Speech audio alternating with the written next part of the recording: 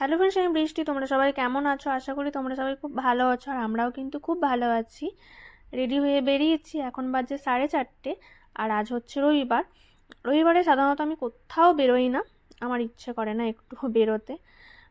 But আজকে যাচ্ছি বলতে মানে অনেক দিন কোথাও যাওয়া হয়নি, তো আজকে খুব ইচ্ছে করলো যাই, কোথাও ঘুরে আসি। তো তার জন্য ও বললো চলো তাহলে বিচে যাব।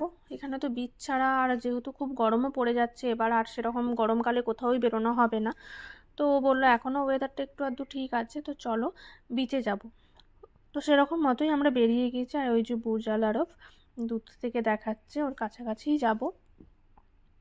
আর মানে সকাল থেকেই আসলে মন হচ্ছিল যে কোথাও যাই, বাড়ির থেকে ভালো লাগছিল না। আর তারপরে এখানে এই কি গাড়ি আমি জানি না, মানে ও বলল একটু ভিডিও করো, খুব সুন্দর গাড়ি, মানে নাকি গাড়িটা খুব ইউনিক গাড়ি, আমি জানি না কি গাড়ি, যাই হোক ওরাই জানবে। তো তারপরে পৌঁছে গেছি কাইট বিচেই এসেছি। পার্কিংয়ের জন্য দাঁড়িয়ে আছি। মানে প্রচণ্ড জ্যাম, আসলে আমরা অনেক ভিড় রাস্তাতে এসেছি এবার। এত জ্যাম। তো এখানে ও গান শুনছে, দুজনে মিলে গান শুনছে, মানে এত জ্যাম, মানে আমরা 2 মিনিট করে যাচ্ছি, 5 মিনিট করে দাঁড়াচ্ছি এইরকম।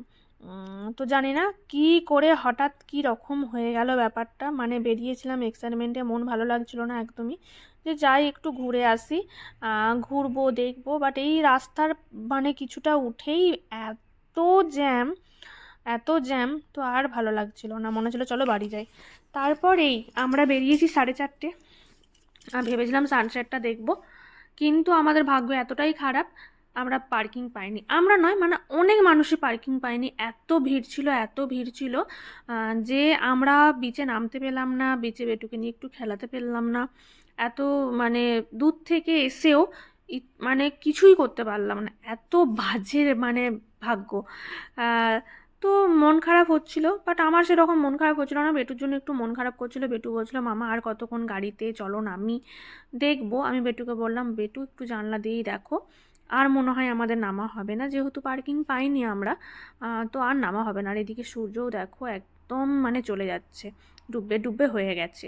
তো অন্ধকার হয়ে যাবে বিচে, অন্ধকারে তো সেরকম কিছু হয় না, যদিও এখানে অনেক লাইটের ব্যবস্থা আছে, ঠিক আছে, বাট আমরা তো বিচ মানে ভাবি এই যে সূর্য একটু ডুববে বা সূর্য উঠবে, সেই রকমটাই আমাদের ভালো লাগে। তো সূর্য ডোবার মুহূর্ত দেখতে আসারই কথা ছিল, বাট আমরা গাড়িতেই পুরো সময়টা কাটিয়ে দিলাম। আর তারপর এখানে মল অফ দ্য ইমেটসের সামনে ছিল, ও বললো চলো এখানে যাবো, বাট আমার একদমই মলে যাওয়ার ইচ্ছে ছিল না। আর আমি 3 বছর প্রায় হতে যাচ্ছে মানে আমরা দুবাইয়ে আছি, কিন্তু আমি এখনও পর্যন্ত মল অফ দ্য ইমেটস দেখিনি। মানে আমার মল খুব একটা ভালো লাগে না, যাওয়া হয় না মল। আর তারপর পার্কে এলাম একটা, পেটু এখানে র্যাপিড দেখতে পেয়েছিল, একটুখানি ওর মনটা ভালো হয়েছিল। মানে আসলে পার্কে আসার কথা ছিল না, কিন্তু ও বললো সারা মানে ইয়েটা ও গাড়িতেই কাটিয়ে দিল, চলো একটু কাছাকাছি কোনো পার্কে নিয়ে গিয়েও যদি 10-15 মিনিট ও খেলে, তো ওর মনটা একটু ভালো লাগবে। তো সেই মতোই আসলে ওকে নিয়ে আসা হয়েছে। এই পার্কটাও খুব বেশি কাজ ছিল না, আমি নামটা একদমই ভুলে গেছি, আমার মনে পড়ছে না। তো এখানে পার্কে ও কিছুক্ষণ খেলেছিল, তারপর আমরা ওখান থেকে বেরিয়ে গিয়েছিলাম, কারণ যেহেতু কাল আবার স্কুল আছে, অফিস আছে, সব কিছুই তো আবার সেই ওই ট্র্যাকেই চলবে। আর সেরকম কিছু ছিল না বলে আমি বললাম যে আর কতক্ষণ খেলবে, তার থেকে তো আমাদের ওদিকেই ঠিক ছিল। মানে এসেছিলাম এক ভেবে আর হয়েছে এক। তো যাই হোক, কি আর করা যাবে, সব কিছু তো আমাদের ভাবনা মতো চলে না।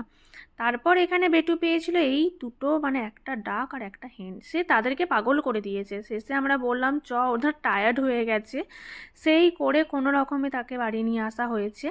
সে ওদের পেছনে পেছনেই ঘুরতে ব্যস্ত। তো এই ছিল আজকের ভিডিও। ভেবেছিলাম অনেক একটা সানসেটের ভালো ভিডিও তোমাদের সাথে শেয়ার করবো, বাট সেটা হলো না, পরে আবার যখন যাব তখন সেটা তোমাদের সাথে শেয়ার করব। তো চলো এখন আপাতত বাড়ি যাই, টাটা।